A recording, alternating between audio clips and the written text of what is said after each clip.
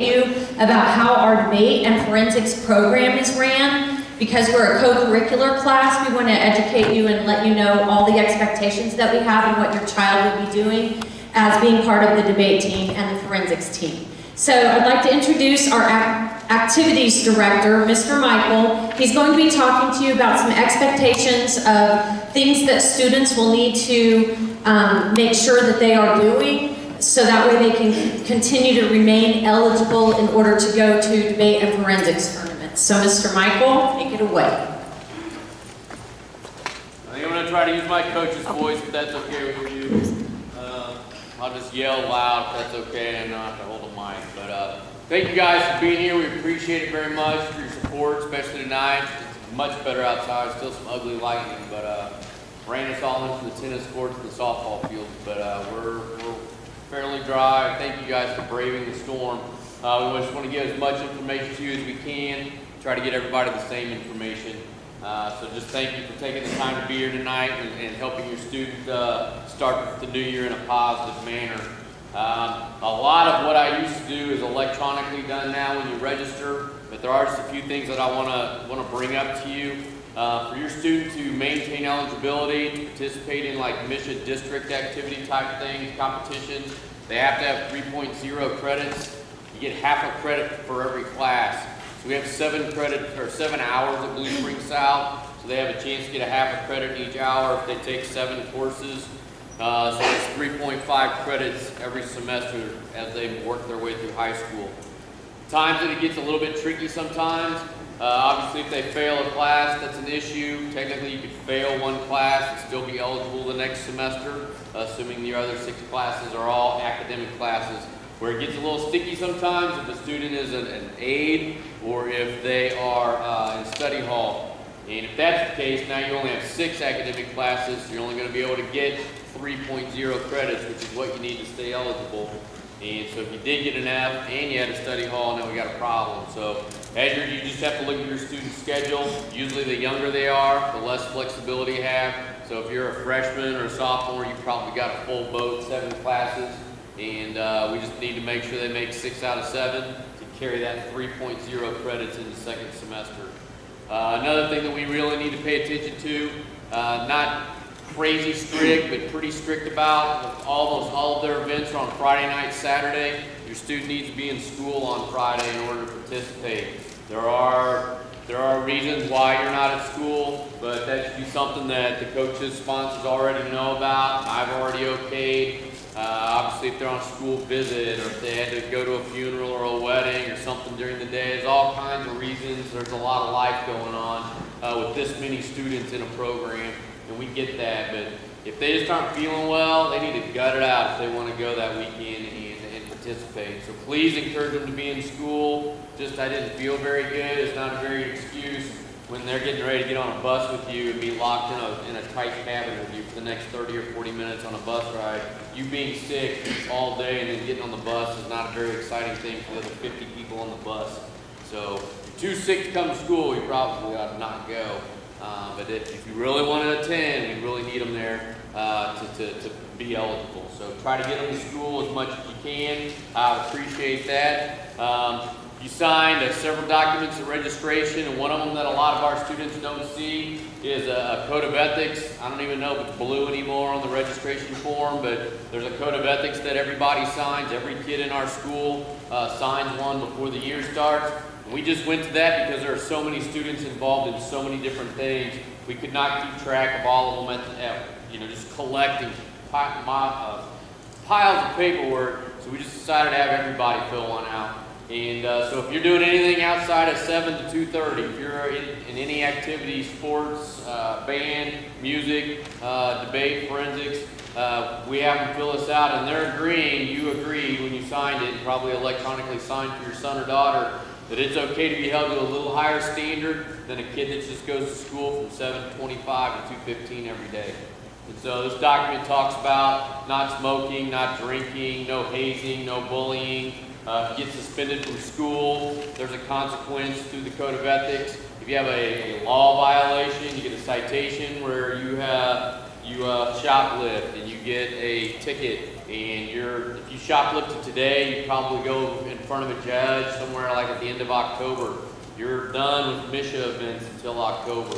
So there's a lot going on there. Hopefully, as long as your students are staying out of trouble, we don't have any issues at all. But if they get suspended from school and they can't participate, then it's a 3 strikes and you're out program over a 4-year career. So a lot of times a freshman starts at the freshman center and they get over here the next year and like, hey, that day you got suspended when you were a freshman. You were supposed to sit a little bit, sit some tournaments out, and that's one of your strikes. So I just need you to understand and help educate your son or daughter that it's 3 strikes over 4 years. So the first strike, you would miss up to 20% of the tournaments that we participate in. If you get a second strike in 4 years, it's up to 40%. And then if you get a third strike in your 4-year career, you have to sit 365 days and you just come to school. Can't do music, can't do debate, can't do forensics, can't do tennis, can't do anything. So just need you guys to be aware. Vape, Juul, those things are counted as tobacco products. That's kind of new. That has kind of been an onslaught, vape and Juul in the last 15 months. That's now included as a tobacco product. So they just need to know those things before they make that decision to do something that might jeopardize their eligibility.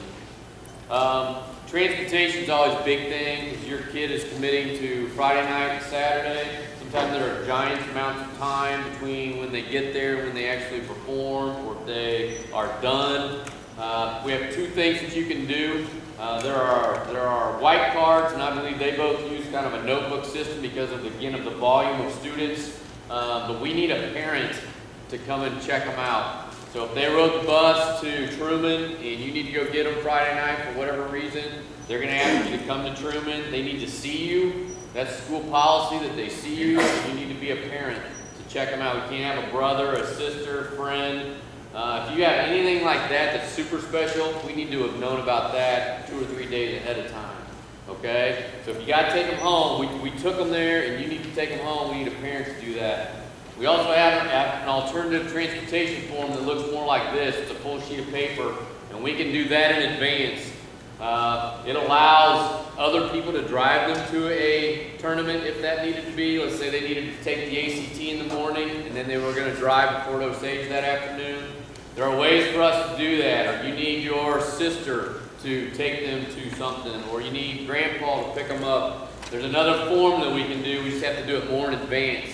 The notebook or the white card, a lot of times we do that the night of. It'd still be really nice for them to know all that ahead of time so they don't have people, they may be in a judging room and you're walking around the building looking for them because you want to sign them out and you're getting irritated. Well, if they didn't know you were coming, it's hard for them to be in one spot. They're already pulled in a bunch of directions at those tournaments, judging and watching over your students. So there are ways to do everything. We get it. Again, life's got a lot going on. But at the same time, we just need to know in advance as much as we can so we can help you plan. And, I'll talk about your kid being an advocate for themselves in a minute. Put it on them to get that stuff done. They'll let them come get documents. They keep those documents in their room because it happens so often because of the number of kids involved in the program. But let us help you out with that. So make use of those if you want to. Let's do it in advance. And that just kind of moves me into the communication piece tonight. We have kind of a line of communication at Blue Springs South that we've had for quite a while. We try to teach your students. They're kind of a captive audience when they join a program at South. If you walk through our campus and look in the gym or on fences around campus, we've got 5 core values that when we get a chance to talk to kids about being respectful and being responsible, being young men and women of integrity, showing some sportsmanship, and then leadership development. I like to say service leadership development. If it's corporately and then you talk to an entire class about one of those 5 things, or it's just pulling your son or daughter aside, hey, you really need to do this ahead of time. That's just part of the responsibility of getting older and doing some of this stuff on your own. They're going to take advantage of those opportunities, and we want them to.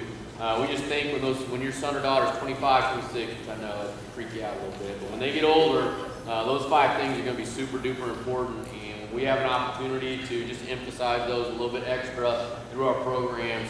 we want to take advantage of it. So we just call them teachable moments, but you may hear them, yeah, they pulled me aside, said I need to do this, or do that.